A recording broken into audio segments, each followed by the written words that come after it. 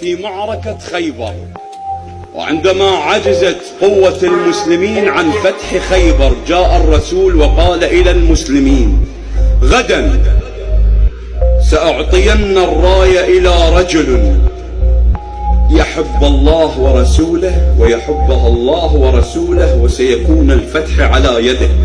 فبات المسلمين في تلك الليلة يتشاورون بما بينهم: من هذا الرجل؟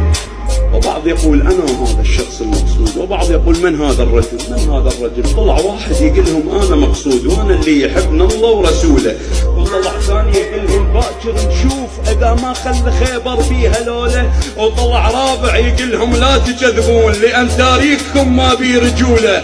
فأتى الصباح وخرج رسول الله بيده راية المسلمين ووقف أمام الجيش ونادى: تقدم.